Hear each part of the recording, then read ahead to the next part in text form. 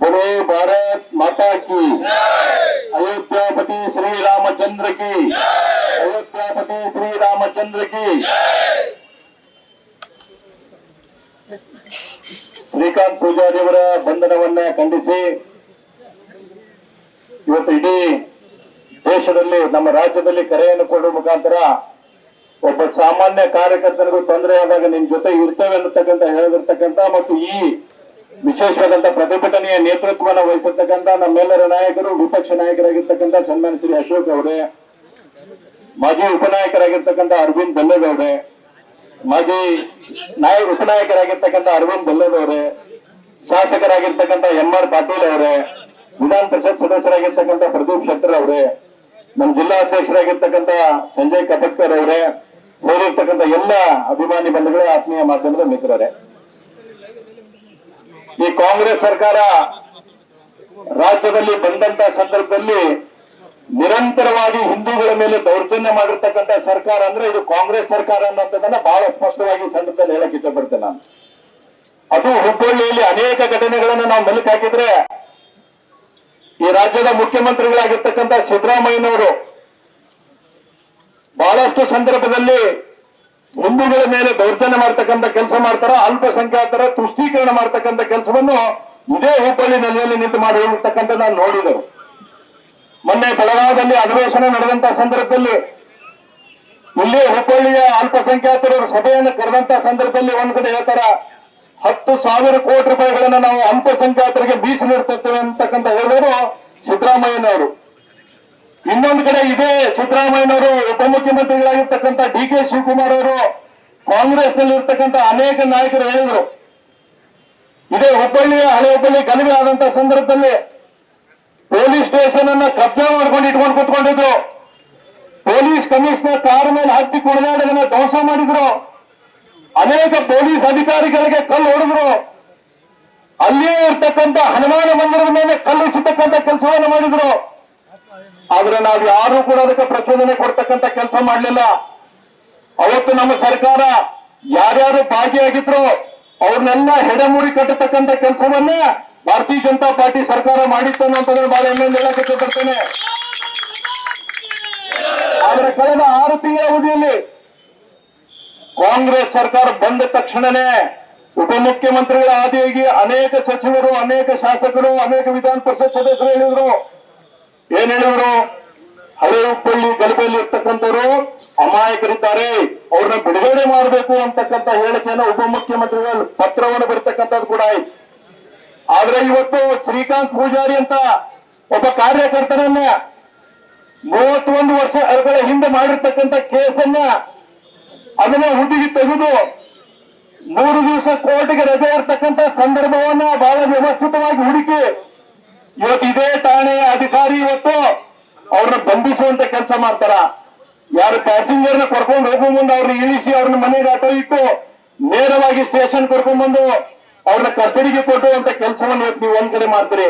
ಒಂದು ಕಡೆ ಯಾರು ದೊಂಬಿ ಗಲಭೆಯನ್ನು ಮಾಡಿದ್ರು ಅವ್ರನ್ನ ಅಮಾಯಕರನ್ನತಕ್ಕಂಥ ಹಣೆ ಪಟ್ಟಿ ಕಟ್ಟುವಂತ ಕೆಲಸ ಕಾಂಗ್ರೆಸ್ ಮಾಡುತ್ತೆ. ಇನ್ನೊಂದು ಕಡೆ ಒಬ್ಬ ಕಾರ್ಯಕರ್ತನನ್ನ ಹಿಂದುಳಿದನ್ನುವಂತ ಕರೆಸೋಳಿರ್ತಕ್ಕಂಥ ಕಾರ್ಯಕರ್ತನ ಕಾರಣಕ್ಕಾಗಿ ಅವನ ಬಂಧನ ಮಾಡತಕ್ಕಂಥ ಕೆಲಸವನ್ನು ಇವತ್ತು ಕಾಂಗ್ರೆಸ್ ಪಾರ್ಟಿ ಸರ್ಕಾರ ಇವತ್ತು ಮಾಡ್ತಾ ಇದೀವಿ. ನಾನು ಪೊಲೀಸ್ ಅಧಿಕಾರಿಗಳಲ್ಲಿ ಬಹಳ ಸ್ಪಷ್ಟವಾಗಿ ಹೇಳಕ್ಕೆ ಇಚ್ಛೆ ಪಡ್ತೇನೆ. ನಿನ್ನೆವರೆಗೆ ಕೂಡ ಬೇರೆ ಒಂದು ಹೇಳುವಂತದ್ದು ಆಗ್ತಾ ಇತ್ತು. ನಿನ್ನೆ ಸಾಯಂಕಾಲದ ಮೇಲೆ ಒಂದು ವಿಷಯವನ್ನು ಬಿಟ್ಟರೆ ಇಲ್ಲ ಅವ್ರ ಮೇಲೆ 16 ಕೇಸ್ ಅದಾವ ಅಂತಂದು ಹೇಳಿ ನಾನು ಪೊಲೀಸ್ ಅಧಿಕಾರಿಗಳಿಗೆ ಕೇಳಕ್ಕೆ ಇಚ್ಛೆ ಪಡ್ತೇನೆ. ನಿಮಗೆ ಸರ್ಕಾರಗಳು ಬರ್ತಾವು ಹೋಗ್ತಾವು, ಆದ್ರೆ ನಿಮಗೆ ನಿಯತ್ತನ್ನುವಂಥದ್ದು ಇರಬೇಕು. ಯಾವುದೇ ಸರ್ಕಾರ ಬರ್ತಾ ಯಾವುದೇ ಸರ್ಕಾರ ಹೋಗುತ್ತಾ, ಆದ್ರೆ ನೀವೇನು ಕ್ರಮ ತೆಗೆದುಕೊಳ್ಬೇಕು ಆ ಕ್ರಮವನ್ನ ನೀವು ಪೊಲೀಸ್ ಅಧಿಕಾರಿಗಳು ತೆಗೆದುಕೊಳ್ಬೇಕಾಗತ್ತ. ಇವತ್ತಾಗಾದ್ರೆ ಇವತ್ತು ಊರು ಸುತ್ತಿ ಮುಲ್ಲಾ ಬಂತ ಅನ್ನುವಂತ ರೀತಿಯಲ್ಲಿ 31 ವರ್ಷದ ಕೇಸನ್ನ ನೀವು ಇವತ್ತು ಓಪನ್ ಮಾಡುವಂತದ್ದು ಮಾಡಿದ್ರಿ. ಅವನ ಮೇಲೆ 16 ಕೇಸು 14 ಕೇಸು ಅದಾವನ್ನೋದನ್ನ ಆಯುಕ್ತರಿಗೆ ತಿಳಿಸಿದಾರ. ಹಾಗಾದ್ರೆ ಆ ವ್ಯಕ್ತಿ ನಿರಂತರವಾಗಿ ನಿಮಗೆ ಪೊಲೀಸ್ ಸ್ಟೇಷನ್ಗೆ ಬರ್ತಿದ್ದ, ಅವಾಗ ಯಾಕೆ ನೀವು ಬಂಧನ ಮಾಡಲಿಲ್ಲ ಅನ್ನೋದನ್ನ ನೀವು ಪೊಲೀಸ್ ಇಲಾಖೆ ಸ್ಪಷ್ಟಪಡಿಸಬೇಕು. ಇವತ್ತು ಇಡೀ ಕೇಸ ಇಡೀ ಜಗತ್ತು ಮಾಡ್ತಾ ಇದೆ. ಇವತ್ತು ಇಡೀ ಜಗತ್ತು ಸಂಭ್ರಮ ಮಾಡ್ತಾ ಇದೆ. ಇವತ್ತು ಜನವರಿ 22ಕ್ಕೆ ಅಯೋಧ್ಯೆಯಲ್ಲಿ ರಾಮ ಮಂದಿರದ ಮೂರ್ತಿ ಪ್ರತಿಷ್ಠಾಪನೆ ಕಾರ್ಯವನ್ನು ಆಗ್ತಕ್ಕಂಥ ಸಂದರ್ಭ ಪ್ರತಿಯೊಬ್ಬ ಕಾರ್ಯಕರ್ತರು ಮನೆಗೆ ಹೋಗಿ ಅಕ್ಷತೆಯನ್ನು ಕೊಟ್ಟು ಇನ್ವಿಟೇಷನ್ ಕಾರ್ಡ್ ಕೊಟ್ಟು ಬರಕತ್ತಾರೆ ಮನೆ ಮನೆಗೆ ಹೋಗಿ. ಆದ್ರೆ ಇವತ್ತು ಕಾಂಗ್ರೆಸ್ ಸರ್ಕಾರಕ್ಕೆ ಆಗ್ಲಿಲ್ಲ. ಇದು ಕೇವಲ ಒಬ್ಬ ಅಧಿಕಾರಿ ಮಾಡಿರ್ತಕ್ಕಂಥದ್ದಲ್ಲ, ಇದು ಸರ್ಕಾರದ ಕುಮ್ಮಕ್ಕಲಿಂದ ನಡೆದಿರ್ತಕ್ಕಂಥ ಕೆಲಸ ಅನ್ನುವಂಥದ್ದನ್ನು ಬಹಳ ಸ್ಪಷ್ಟವಾಗಿ ಹೇಳಕ್ಕೆ ಇಷ್ಟಪಡ್ತಾನೆ ನಾನು ಇವತ್ತು. ಈ ರೀತಿಯಾದಂತ ದೊಡ್ಡ ಬೆದರಿಕೆಗಳನ್ನು ನಮ್ಮ ಕಾರ್ಯಕರ್ತರಿಗೆ ಹಾಕಿದ್ರೆ, ಈ ರೀತಿಯಾದಂತ ಪೊಳ್ಳು ಬೆದರಿಕೆಗಳನ್ನು ನಮ್ಮ ಕಾರ್ಯಕರ್ತರ ಮೇಲೆ ಹಾಯುವಂತ ಕೆಲಸ ಮಾಡಿದ್ರೆ ಇದಕ್ಕೆ ಯಾವುದಕ್ಕೂ ಕ್ಯಾರಿ ಮಾಡುವುದಿಲ್ಲ ಅನ್ನುವಂಥದ್ದನ್ನು ಅಷ್ಟೇ ಸ್ಪಷ್ಟವಾಗಿ ನಮ್ಮ ಕಾರ್ಯಕರ್ತರು ಕೂಡ ಉತ್ತರ ಕೊಡಬೇಕಾಗುತ್ತೆ ಇವತ್ತು. ರಾಮನ ಬಗ್ಗೆ ಮಾತಾಡ್ತಕ್ಕಂಥ ಸಂದರ್ಭದಲ್ಲಿ ನಿನ್ನೆ ಹೇಳಿದ್ದಾರೆ ಕಾಂಗ್ರೆಸ್ನ ಅನೇಕ ನಾಯಕರು ಮಾತಾಡ್ತಕ್ಕಂಥ ಸಂದರ್ಭದಲ್ಲಿ ನಮಗ್ ಕರೆದಿಲ್ಲ, ನಮ್ಗೆ ಹೇಳಿಲ್ಲ ಅಂತೇಳಿ. ನಿಮಗೆ ಮೊದಲನೇ ಮಾತು, ಹಿಂದೂ ಧರ್ಮದ ಮೇಲೇನೆ ವಿಶ್ವಾಸ ಇಲ್ಲಂತ ನಾಯಕರು ಕಾಂಗ್ರೆಸ್ನ ನಾಯಕರಿದ್ದು ನೀವೆಲ್ಲರೂ ಕೂಡ ರಾಮನ ಬಗ್ಗೆ ಪ್ರಶ್ನೆ ಎತ್ತತಕ್ಕಂಥ ಕೆಲಸವನ್ನು ಮಾಡ್ತಾರ. ಆದ್ರೆ ನಮ್ಮ ಹಿಂದೂ ಧರ್ಮದಲ್ಲಿ ಹೇಳ್ತದ್ದು, ಯಾವಾಗ ಮಗು ಹುಟ್ಟಿ ತಾಯಿ ಇವ್ರ ತಂದೆ ಅಂತ ಹೇಳಿದ್ರೆ ಅದನ್ನ ಸ್ವೀಕಾರ ಮಾಡತಕ್ಕಂಥ ಸಮಾಜ ಹಿಂದೂ ಸಮಾಜ ಅನ್ನುವಂಥದ್ದು ನಾವು ಬರೀಬಾರ್ದು. ನಿಮಗೂ ಕೂಡ ನೀವು ಪ್ರಶ್ನೆ ಮಾಡ್ಕೊಂಡ್ರಿ. ನಿಮಗೆ ಇವತ್ತ ನಿಮಗೇನು ನಿಮ್ಮ ತಾಯಿಯವರು ಹೇಳ್ಯಾರ ಅದನ್ನೇ ಒಪ್ಕೊಂಡ್ರಿ ವಿನ ಇನ್ನೊಂದು ಒಪ್ಕೊಂಡಂತ ಕೆಲಸ ಮಾಡಿಲ್ಲ. ನೀವು ಕೂಡ ವಿಶ್ವಾಸದಲ್ಲಿ ಧರ್ಮದಲ್ಲಿ ವಿಶ್ವಾಸ ಇಟ್ಟು ನಡೀತಕ್ಕಂಥ ಕೆಲಸ ಹಿಂದೂ ಧರ್ಮದ ಕೆಲಸ ಅನ್ನುವಂಥದ್ದು ನಾವೆಲ್ಲರೂ ಕೂಡ ನೆಚ್ಕೊಂಡು ಬಂದಿದ್ದೇನೆ. ಇವತ್ತು ಅಯೋಧ್ಯೆಯಲ್ಲಿ ಬಹುದೊಡ್ಡದಾದಂತಹ ಕಾರ್ಯಕ್ರಮ ನೆರವೇರ್ತಾ ಇದೆ. ಇವತ್ತು ಇಡೀ ದೇಶದಲ್ಲಿ ಮತ್ತೊಮ್ಮೆ ದೀಪಾವಳಿ ಆಗ್ತಕ್ಕಂಥ ಸಂದರ್ಭ ಬಂದಿದೆ. ಇವತ್ತೊಬ್ರು ಹೇಳಿಕೆಯನ್ನು ಕೊಟ್ಟಿದ್ದಾರ. ಏನ್ ಹೇಳಿಕೆ ಕೊಡ್ತಾರೆ ಕಾಂಗ್ರೆಸ್ಸಿನ ನಾಯಕರು?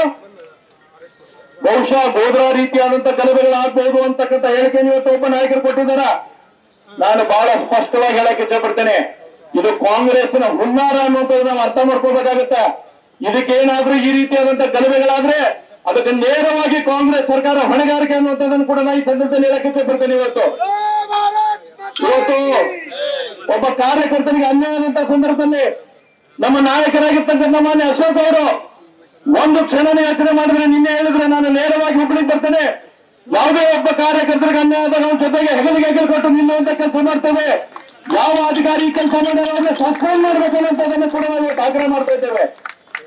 ಬೇಸರತ್ತಾಗಿ ಅವರು ಬಿಡುಗಡೆ ಮಾಡ್ಬೇಕು. ಇವತ್ತು ನೀವು ಯಾಕೆ ನೀವು ಇಷ್ಟು ಸೀಟ್ ಹೊಡಿತೀರಿ ಹಂಗಂದ್ರೆ, ಇವತ್ತು ಪಟ್ಟಿ ರಿಲೀಸ್ ಮಾಡ್ತೀರಿ. ಕಾರಣ ಅವನ ಮೇಲೆ 16 ಕೇಸ್ ಇದಾವ ಅಂತ ಹೇಳಿ 16 ಕೇಸ್ ಇತ್ತು ಅಂದ್ರೆ ಅನೇಕ ಸಲ ನಿಮ್ ಸ್ಟೇಷನ್ಗೆ ಕರೆಸಿರ್ತೀರಿ, ಅನೇಕ ಸಲ ಮಾತಾಡಿರ್ತೀರಿ, ಬೇರೆ ಬೇರೆ ಕೇಸಲ್ಲಿ ಬೇರೆ ಕರ್ಸೋದು ಮಾಡಿರ್ತೀರಿ.